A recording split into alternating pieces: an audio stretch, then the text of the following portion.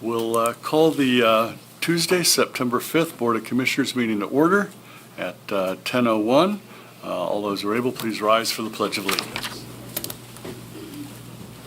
I pledge allegiance to the flag of the United States of America and to the republic for which it stands, one nation, under God, indivisible, with liberty and justice for all. Is there any public here to comment for items that do not appear on today's agenda?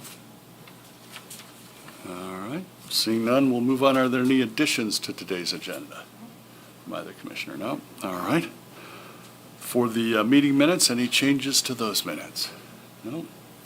All right, we'll take a motion then. I will move to approve the minutes from the meetings held August 29th, 2023. Second. We have a motion and a second to approve the minutes for the meetings held on August 29th. All those in favor do so by saying aye. Aye. Opposed, nay. Motion carries. We will move on to today's proclamation. It's proclamation number 37, proclaiming September as Suicide Awareness and Prevention Month and September 10th as Suicide Awareness and Prevention Day. And we have Marissa Vasari of the Jenna Marie Foundation, took a second, Jenna Marie Foundation here to talk with us about that topic. Yes, thank you. And thank you again for your consideration and once again proclaiming September as Suicide Prevention Month and September 10th as Suicide Prevention and Awareness Day. As you know, this is a cause that is very special to my heart. I have lost my sister and my cousin to suicide, and this is something that I feel that we should be working on 365 days of the year. The 2022 preliminary numbers for suicide just came out, and we lost nearly 50,000 individuals last year in the United States to suicide. This is about a 2.6% increase over last year, and is something that still really needs to have a lot of awareness and education around it. We know that when we can create in places where people feel like they can belong, that they're part of a community, where we can educate about the warning signs and the resources available, and where we can really focus on environments, making sure that there's just education around the safe means restrictions and how to really make sure that we're having those safe environments for people, we can reduce the number of suicides and save lives. And so what September really means is a place for us to use our collective voices to continue to help raise awareness and spread that education throughout our county and our community. And, really looking at those collaborations that happen within Center County are really special. Jenna Marie Foundation is just one organization that works on this year round, but there are several other that really work together to make sure that we are being there for one another and being there for our neighbors. And so we really do appreciate, again, your commitment to suicide prevention and awareness. There are several different events going on this month, starting today. So there is our Suicide Prevention Rally that is hosted by the Center County Suicide Prevention Task Force, happening at noon at Talleyrand Park. And I know you all will be there to once again help us raise awareness with that collective voice. Then on September 10th, which is Worldwide Suicide Prevention and Awareness Day, we have an event at Wasson Farm on Shingletown Road, and that is a candle lighting ceremony. And so we will have a free community dinner starting at 5:30. That's hosted by Zach Lorber in the State College Area School District Culinary Arts program. And then we will have our formal program starting at 6:30, where we will have speakers, we'll have performances by Center Dance, music by Biscuit Jam, and of course ending with that candle lighting ceremony by Evelyn Wald. We then also, at the end of the month, have Philosophy of Hope 5, a concert benefiting Jenna Marie Foundation, where a variety of musicians come together to form one band and that collective voice to help raise awareness. That's on Friday, September 29th at 7 p.m. at the State Theater. And then we do offer free QPR sessions throughout the month as well. QPR stands for Question, Persuade, Refer, or Suicide Prevention training. And so we can all learn those warning signs and ways that we can reach out to help a friend or a neighbor who might be in need. So we hope that you'll be able to come to a lot of the different events as well to help continue that support. Thanks for coming, Marissa. Can you give a website or a Facebook page? Because it sounds like you've got multiple different events happening this month. We do. JannaMarieFoundation.org will have all of the information if you go to the events page there. You can also follow us on social media, so Facebook or Instagram, follow Jana Marie Foundation, and we'll be posting about all of them on there as well. Wonderful. I'll turn it over to Commissioner Concepcion for comments or questions. So thanks for being here and helping us raise awareness of this. So can you tell us, there's a number now that anyone can call that's a 24-hour hotline, correct? Yes, absolutely. So if you or someone you know is in need, you can reach out to 988. That is, it was formerly the National Suicide Prevention Lifeline, now called the Crisis and Suicide Lifeline, and it is available 24/7. Somebody will be on the other end of the phone willing to lend that listening ear and provide available resources. And of course, here in Center County, you can always reach out to Center County Crisis as well, 1-800-643-5432. Thank you. Yeah. Knowing that this is one of the leading causes of death for young people is just really heartbreaking. But organizations like yours are providing access and understanding what the resources are that are out there and helping educate all of us in the community about these warning signs is really critical. So thank you for the work you're doing. Thank you very much. Commissioner Dershowitz? Well, thank you for all you do, but I was curious, do you still do the mental health first aid programs, and any of those coming up for anybody who might be interested? Because they're pretty good. Yeah, absolutely. So we do offer mental health first aid. We have several different varieties that we offer now. So we do teen mental health first aid, which is for students in 10th, 11th, or 12th grade. And we will be back in we'll be back in Penns Valley State College, Bellefonte, and Bald Eagle school districts this fall, offering that training. We also do youth mental health first aid and adult mental health first aid, and we now have a rural mental health first aid that we offer as well. And we have more information about all of those on our website. We are often offering those free courses, and we do have some coming up in October. Perfect. Thank you. Yeah. I guess we'll see you at noon then. Yes, thank you. Well, thanks, Marissa. The noon event, that's at the gazebo, I'm assuming? It is. Okay, good. Yep, at the gazebo at Talleyrand Park. And thanks to Commissioner Concepcion for reminding us that 988 is now available on your cell phone, on your landline, nationally. If you call in Center County, it is referred to a local Center County organization that will take the calls and work with the people in crisis. And thanks again for all that you've done and Jana Marie Foundation has done to raise awareness for mental health. We'll use this as the opportunity to ask the state legislature for additional funding. The commissioners have been trying to provide mental health services for 12 years now with almost no increase in funding. And that is one of I think it's our number one priority this year as the County Commissioners Association of Pennsylvania. Mental health is just as important as physical health, and it needs to be prioritized throughout the Commonwealth. So Thank you very you. much for coming. Yes, thank you very much. I appreciate it. Wait just a sec, we do have a proclamation to give you. I will move to adopt Proclamation 37 of 2023, proclaiming September 2023 Suicide Awareness and Prevention Month, and September 10th, 2023 as Suicide Awareness and Prevention Day in Center County. That was second. We have a motion and a second. All those in favor of adopting proclamation number 37, do so by saying aye. Aye. Aye, pose nay, motion carries. Come on up, Marissa. Welcome. Steve likes to have people. Right on the count.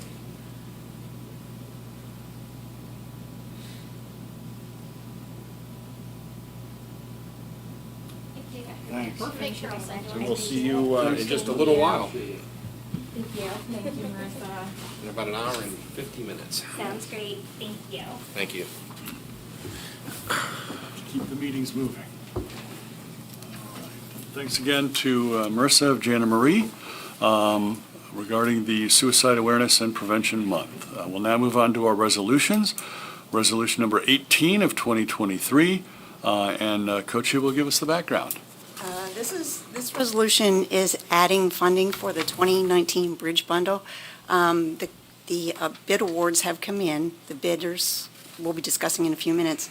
In looking at the funds, the county has a multimodal grant of $2,070,000, and they've already committed $900,000 in fee for local use.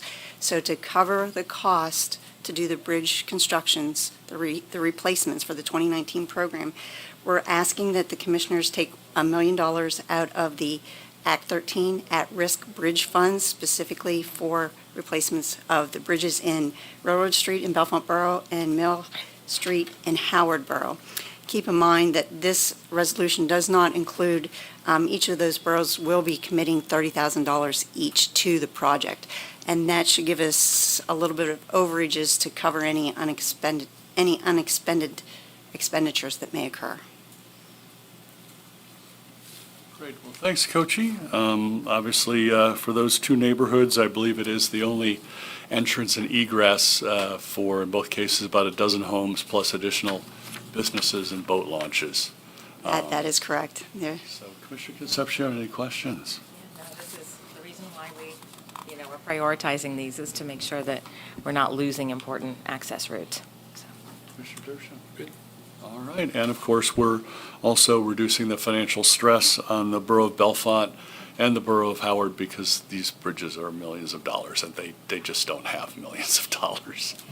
Yes, and this was allocated in 2019, and, the costs just keep rising, unfortunately. And I know the Railroad Street Bridge is pushing 100 years old. Yes. Yes, so about time to replace it. All right, unless there's anything else, I think we could take a motion. I will move to adopt Resolution 18 of 2023. Second.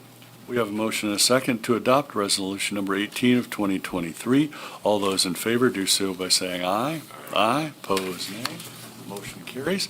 All right, and now we have Ray to discuss a very large RACP grant for Center Volunteers in Medicine. Yes, we'll be talking about Center Volunteers in Medicine here for a couple weeks with different actions. But this is a resolution that amends Resolution 15 of 2021 that authorized the submission of the application for the Commonwealth of Pennsylvania Redevelopment Assistance Capital Program, otherwise known as RACP, in the amount of $3 million. The resolution recognizes that this is an increase of $1.5 million from the additional RACP allotment.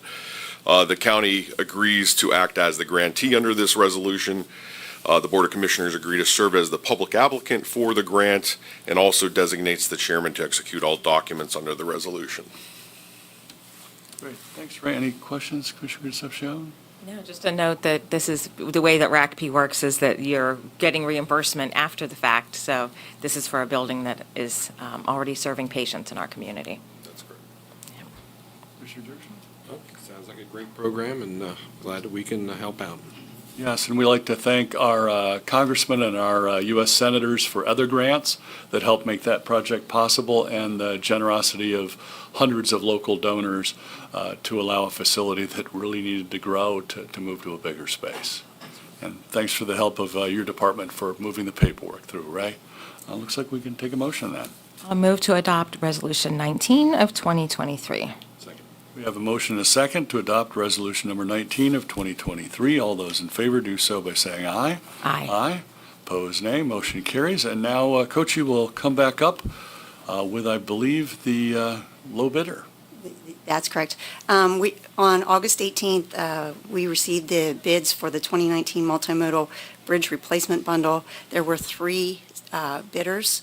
And this is in order of lowest to highest. The first lowest bidder was Gleno Hallbaker at $3,854,000.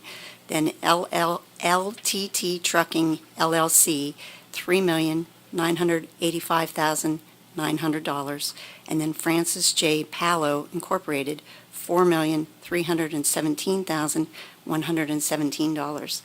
The bid documents were reviewed by Larson Design and approved by PennDOT. So we're asking that the commissioners award the contract to Gleno Hallbaker to provide the design and construction of the bridge replacements in Bellefonte Borough and the bridge replacement in Howard Borough in the amount of $3,854,000. Great. Thanks for the background on that. Coachy, any questions, Commissioner Concepcion? Commissioner No, Dershowitz? glad we could, actually, I'm glad a local company got the bid. That sounds fantastic. I'm not even, where are the other companies from? I'm not even sure I, LTT Trucking is from the Renova area, Okay. and Francis Palo is from Clarion. okay. I'm not familiar with either company. Okay. Thank you. Renovo's just across the river. Yeah. Yeah. That's in Cook County. Very good, very good. All right, well, unless there are any other questions, we'll take a motion. I'll move to approve the contract with Glen Baker, Inc. I will second that. We have a motion, a second, to approve the contract with Glen Baker, Inc. All those in favor do so by saying aye. Aye. Aye, opposed, nay, motion carries. Great, thanks, Thank Coachy. And then we have some great news for Center County, most especially for the Phillipsburg and Moshannon Valley area. And are you going to kick it off, Ray? Because I think we've got a lot of speakers. I'm not going to speak too much. I know we Yes. have some dignitaries here, and we also have Betsy Lockwood here from CEDACOG and Wes Cartwright from the Moshannon Valley EMS. So we are excited to announce and have the commissioners consider approval of the grant award for the Appalachian Regional Commission in the amount of $300,000 for the new 9,350 square foot ambulance and training headquarters in Rush Township. The grant award not only includes the ARC application funds, but also $1 million in RACP funds and also local financing in the amount of $585,111. Your action would also include signatures on the drug-free workplace policy and lobbying restriction certifications for the grant. So I will stop here and let Betsy and Wes and anyone else who would like to speak on that.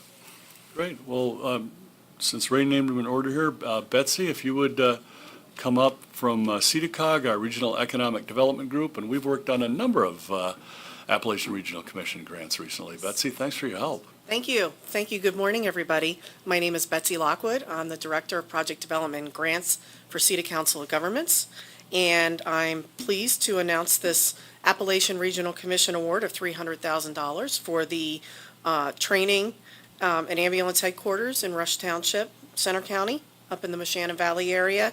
I've been working tirelessly with Wes Cartwright here, and I'd like to thank Cindy Coons and Elliot Copeland from Congressman Thompson's and Senator Fetterman's office for your support for this project.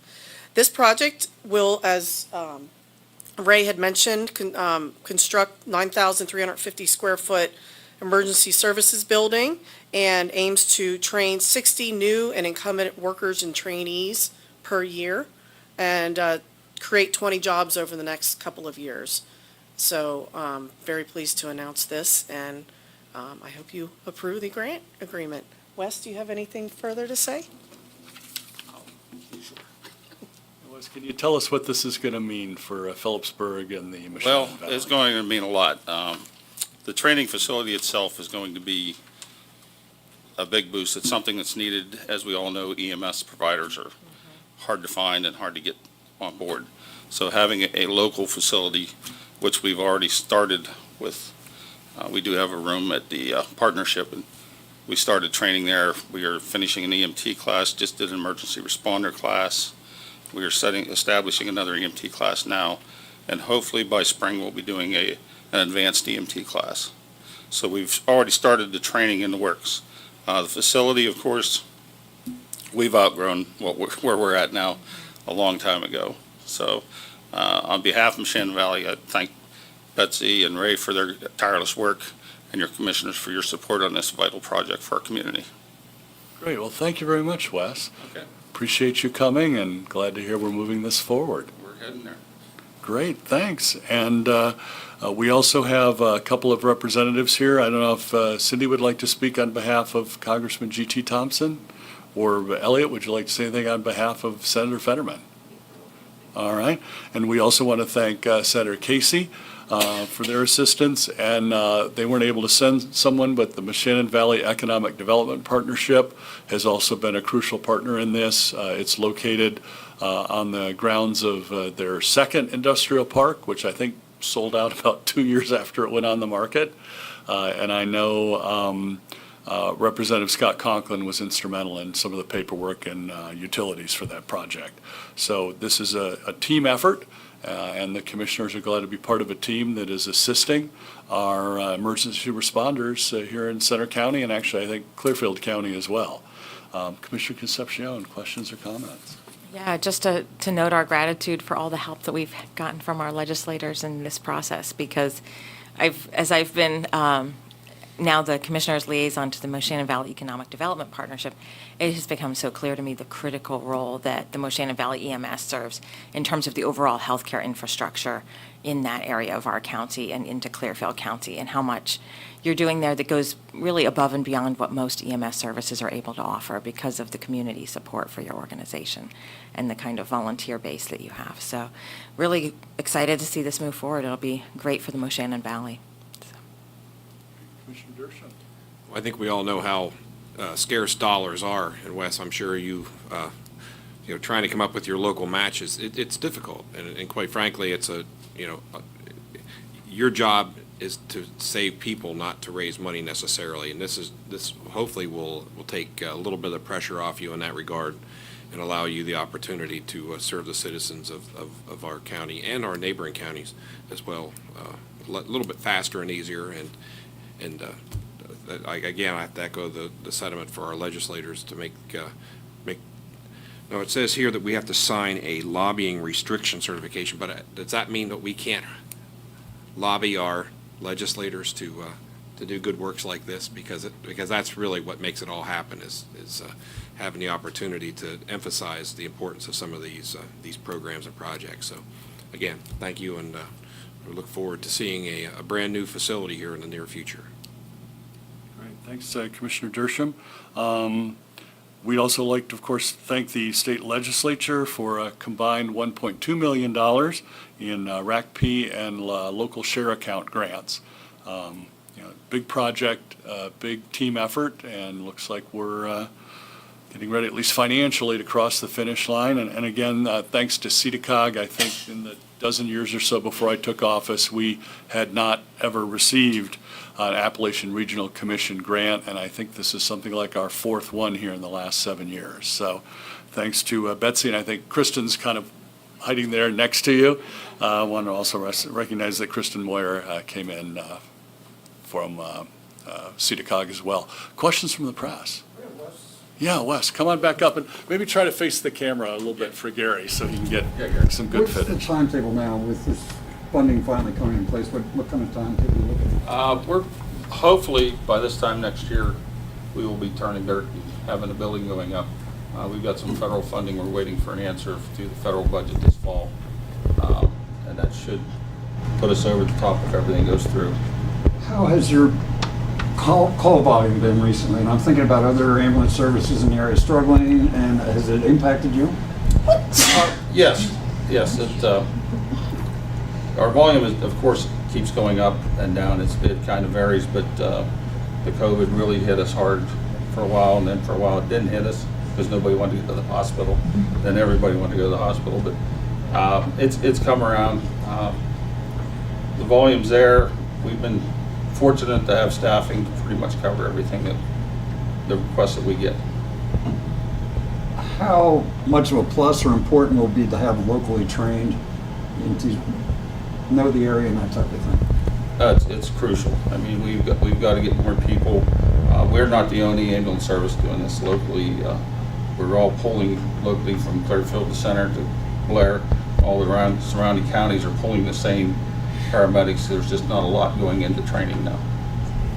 So we're hoping having something local will spark more interest and get more people involved. Thank you. Sorry, Wes, I just have one more question. Okay. And you said there's going to be about 20 new trainees in this new building? Well, there'll be more than that. I mean, we're hoping to You get can at house least 20 at one time. 20 employees out of it. Got But, it. Yeah, I think we have 15 in an EMT class right now. We just did 8 to an emergency responder class, and we're just getting ready to start another EMT class. And is this new building going to be able to provide any new equipment? Because I know that was something else that you guys were working on in the past, getting new things to help you guys with your job every day. We've been working on the equipment already. We have replaced monitors. We have 2 new ambulances on the way right now through some grants that we had received. So we are moving forward, yes, in the equipment. Right now, the thing is to get room to put the equipment in. So, Thank you. yeah. I think that this project is very important because oftentimes the emergency services can be the first step in a healthcare career. So, you know, this could be like a pipeline, serve as a pipeline for the local hospitals as well. It's very fitting that it's being located at the old Phillipsburg Hospital site also, I think. One of the things I do want to add is we're just at the ground level, but we're starting to build a community paramedicine mobile integrated healthcare system. That's at the early stages, but we're moving forward. I have an individual, she's a go-getter, and I have no doubt that we're going to move forward with that. That's going to help ease some of the pressure off of the 911 responses, that we can actually go into people's homes, treat them, and not transport them to the hospital.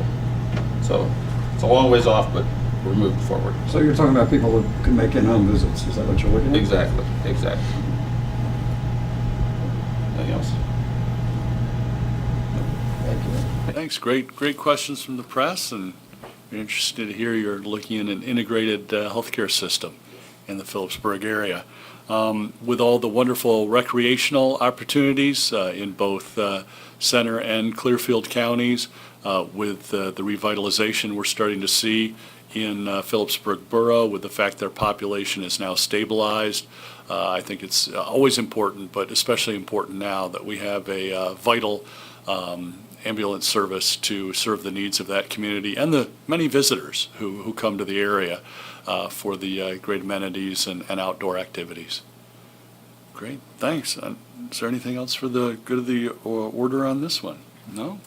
All right, now we're going to bring Ray back up for a little bit more paperwork on the Center Volunteers in Medicine RACP grant. Yes. Lastly, Commissioners, we have consideration for the authorization of the Chair to sign the RDA Forms 300 and 301 for the Redevelopment Assistance Capital Project for sources and uses of funds.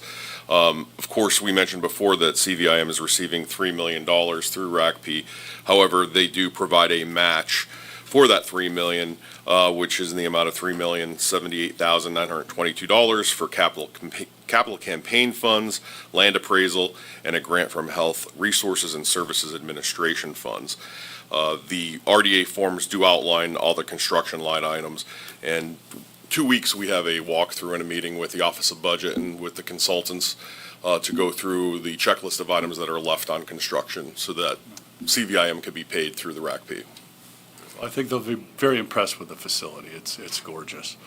Commissioner Concepcion, any comments on those two items?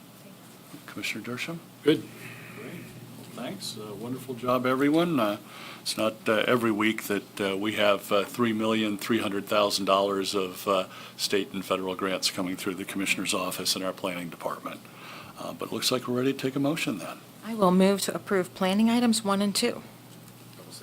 We have a motion and a second. All those in favor of approving the two items for planning, do so by saying aye. Aye. Opposed, nay. Motion carries. Great. Thanks, Ray. And there's Glenn. I saw you over at Lowe's last night. Yes. Glenn is our warden at the correctional facility, and he has a couple of contracts and addendums. The first one we're presenting for your consideration and approval is a contract addendum with Prime Care Medical. This will be to provide administration of the formulated medication-assisted treatment program. We finally reached the point where we can put all of our thoughts and ideas to a contract. In talks with Prime Care and Crossroads, everybody felt this was the best option. As you know, we received a $500,000 grant that runs through September of 2024. This amount that you see here is the monthly fee for the licensed social worker, the mental health social worker that we have from Prime Care. She'll be dedicating 16 hours a week to the program, and then the cost of the medicine is dependent on how many people we get enrolled in the program. But we believe the $500,000 will cover us for the next year. This contract will renew then with our approval 1-year increments. Then in 2025, we redo the whole medical contract in a whole, so we didn't want to tie this into a real long-term contract, knowing that one's coming down the road. So we have addressed in our 2024 budget request funding that will cover October, November, and December of next year, since in case the grant does not get extended, we have that in our budget request for next year as well. So I'm asking for your consideration and approval of that contract addendum. Second item is a contract renewal with Appalachian Construction Services. They do our maintenance and repair on our automated door systems, our security control panels. Again, this is only a one-year contract. We didn't want to lock into anything long-term because we're not sure what our needs are going to be with that system after 2024. So that's all I have, sir. Thanks for explaining both those contracts to us. Commissioner Concepcion, any questions? Thanks for this. The formalizing the medication-assisted treatment program is a really good step forward. We know this is evidence-based and important for the recovery process for incarcerated citizens in our facility. It'll be a positive thing as long as we get some people to enroll and be willing to, we can't force them to help themselves, but we've got to offer them the opportunity and hopefully they take advantage of it. No, it's all good. I will move to add the Center County Correctional Facility items 1 and 2 to next week's consent agenda. I will second that. We have a motion and a second to add the 2 items for the correctional facility to next week's consent agenda. All those in favor do so by saying aye. Aye. Opposed, nay. Motion carries. Great. Thanks, Glenn. Thank you. All right, now John has a capital project item for us. Good morning, Commissioners. Before you for consideration and approval is a proposal with MG Architects to utilize Pennico, Inc. as a consultant to perform a hazardous materials survey at the former Centercrest facility. If you recall, back in '94, most hazardous materials were removed from the building as part of a renovation project in that time frame. However, as part of our ongoing survey work throughout the building in preparation for the renovation project, therefore, to create a new human services facility, one of those surveys, we took a look inside the plenum spaces, such as like above the ceiling and in pipe chases and things of that nature, and we think there may be some remaining material there that may need to be abated out of the building. So we're suggesting the use of Pennico Inc. to go in and take multiple samples and test the material to see if there is any hazardous material that needs to be taken out. It is almost a wholesale gut of the building, so it isn't that big of a lift if we do find something, since the extent and nature of the work. So, but we want to make sure to identify anything that needs to be handled properly. So before you for consideration and approval would be the proposal through MG Architects to utilize Pennico as a consultant in the amount of $10,955. Great, thanks, John. You have good ideas. Since we're already about to gut the building and it's not occupied at the moment, let's just check it again for hazardous materials. Commissioner Concepcion, comments or questions? Yeah, just the comment, anytime you're working in a building at this age of the building, taking care to ensure that you're doing all the steps needed in terms of asbestos abatement at the time of a project is just a critical step, so, yeah. Commissioner Dershowitz? Pretty clear. I'm good. I will move to approve the proposal with MG Architects Limited to utilize Pennico Incorporated as a consultant for additional design services related to the Centercrest facility. I will second that. All right, all those in favor of utilizing Pennico as a consultant for the Centercrest facility, do so by saying aye. Aye. Aye. Opposed, nay. Motion carries. All right, now we've got Dave from Transportation with some fare increases. Yes, good morning. Thank you. I come before you asking for consideration of approval of a PWD, Persons with Disabilities Copay Fare increase. This is a requirement that we maintain the same copay as CATA does for the ADA services they provide in conjunction with the state guidelines through the federal government, obviously. We did just under 4,600 trips last year in persons with disabilities, and over 4,000 were in the first 3 tiers of our rate structure, which would amount to going up 25 cents. The lion's share of those trips is done in the first 3 tiers up to 22 miles.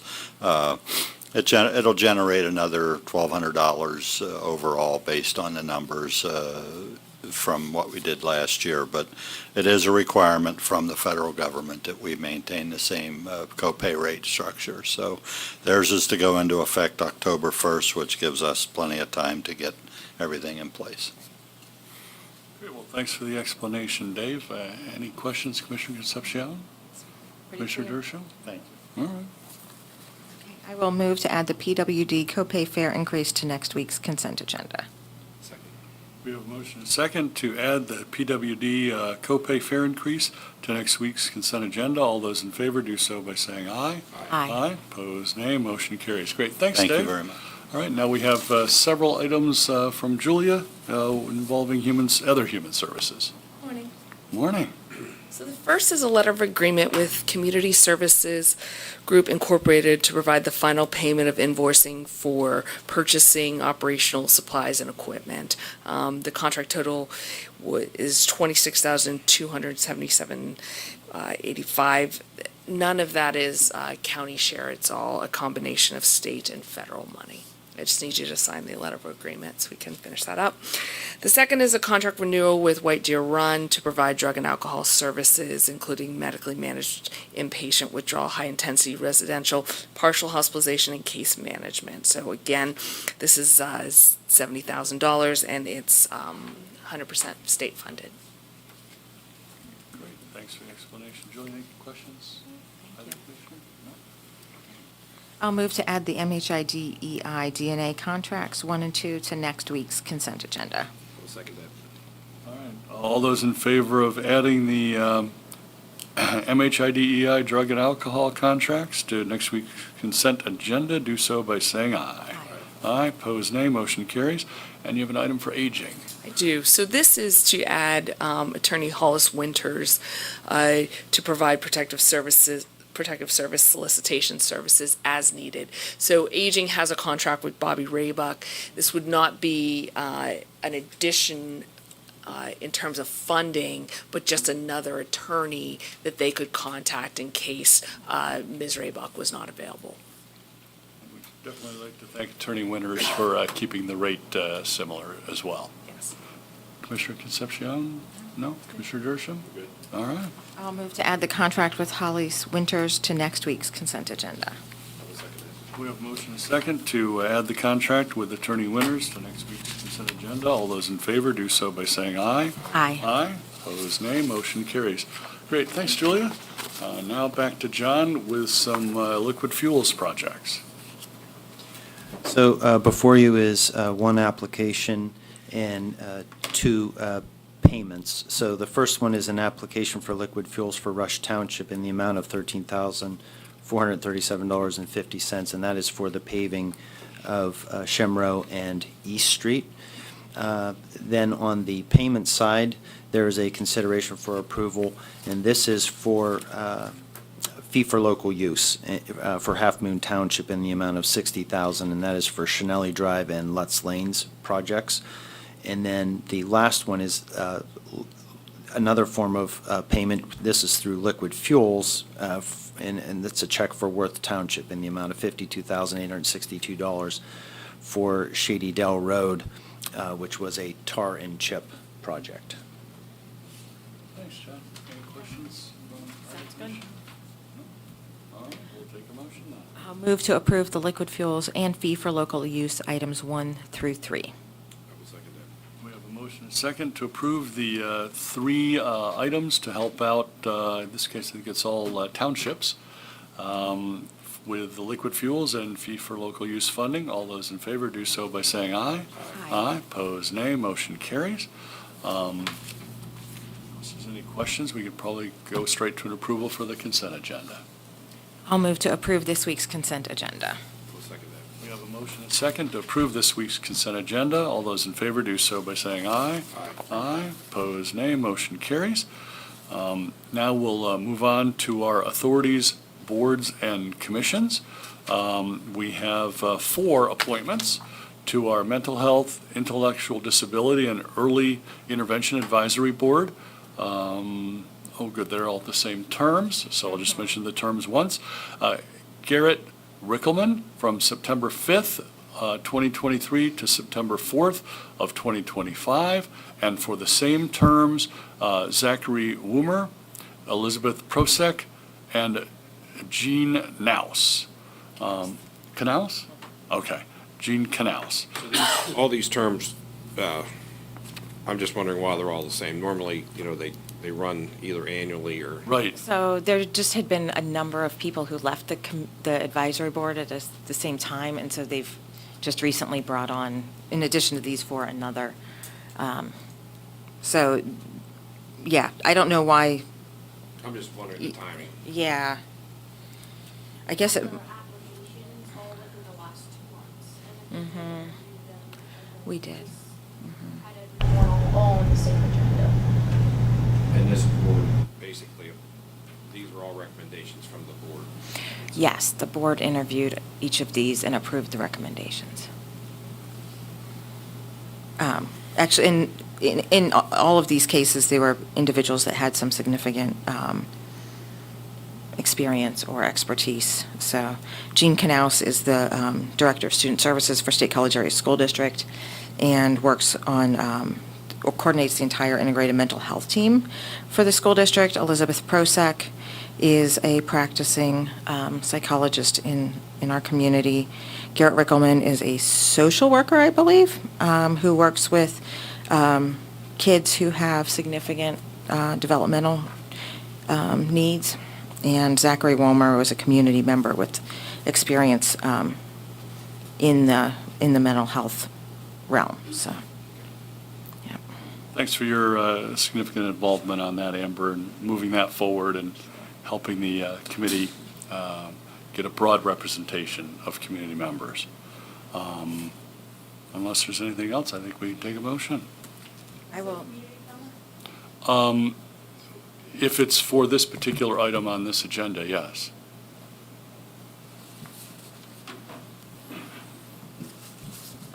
Thank you for explaining a little more who these people. Could you My name is say your Michelle name Schellberg. and your Half Moon municipality? Township. Okay. You said they have experience, and I'm concerned that Zachary Womer is, 22 years old, how much experience he has and why he's being considered for this. So there was an interview process within the advisory board, and that was their vote based on the interview and the materials he had submitted, so. And who is the advisory board for this, and what type of decisions, what are they advising on? Who will they be advising? The mental health and intellectual disability and early intervention services for the county. So, they provide some feedback in terms of things they're seeing in the community, or in the case of various providers who are part of that board, they provide, expertise based on, what's coming through their doors, so that we can be aware of trends in the community that we need to be following, so. If I may, as Yes. long as some of the folks have family members or themselves have had family members, mental health issues, intellectual disabilities, early intervention. They've also, so some of their experience may come from their own personal journey or that of their family members.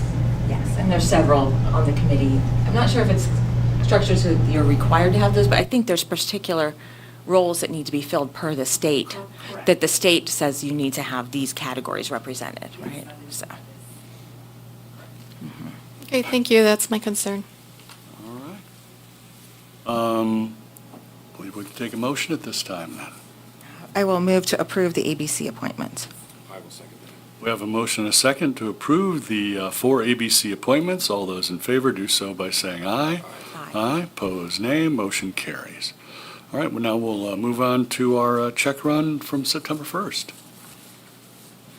Okay, from this check run, the check that I wanted to recognize this week is a check to the Home Foundation.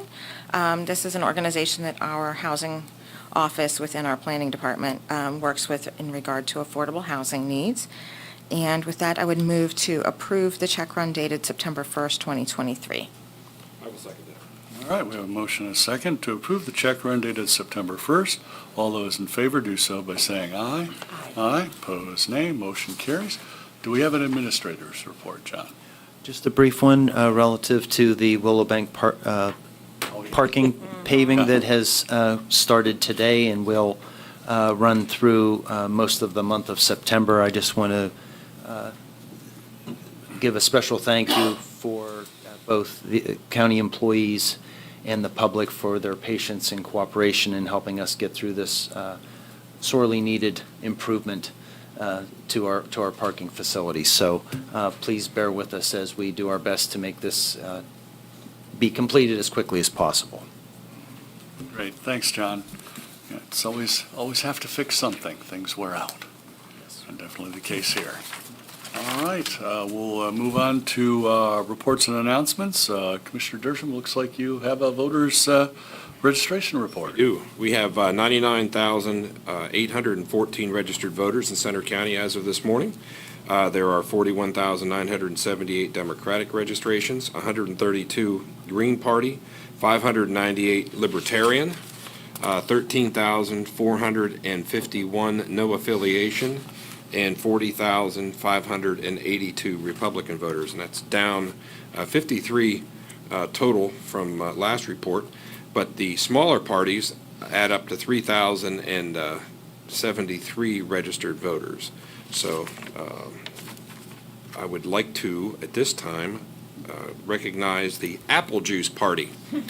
The Apple Juicers, of which there is one, have one registered voter in Center County. So we'd like to make sure that they get all the recognition that is due.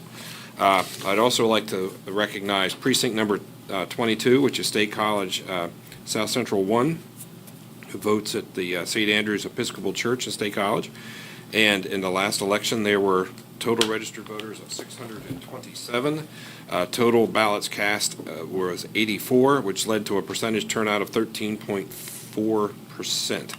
And again, thank you to the folks at State College South Central 1 and St. Andrews Episcopal Church, and we'll see you in just a little while. Definitely like to thank the judges of election, their Yes, staff. everybody is involved. And St. Andrews especially. Yes. They've really stepped up to help us with all the voting. Let's see, are there any executive sessions to report or hold, John? No executive sessions to report or hold. The remainder of the public meeting schedule, we have a combined Board of Commissioners and Salary Board meeting on Thursday at 10. Next week, Tuesday, we have Board of Commissioners meeting at 10 and a work session at 11. And then Thursday, September 14th, a Progress Review Committee meeting with State College Borough at noon. Any questions from the press? Are there specific topics in terms of that meeting with State College, or is it just discussing common issues? I'll probably let Natalie handle that, since she's done a lot of work on the Progress Review Committee. It's regarding the Mental Health Task Force. The Progress Review Committee was an offset of the Mental Health Task Force. And so this is their updated progress to both the borough and the commissioners on the work of those parties involved in task force. Great. Additional questions from the press? No? All right. Looks like, unless there's anything else for the other order, we can take a motion to adjourn. I'll move to adjourn. We have a motion and a second to adjourn at 10:50. All those in favor of adjourning do so by saying aye. Aye. Opposed, nay. Motion carries. Great. Thank you very much, everyone.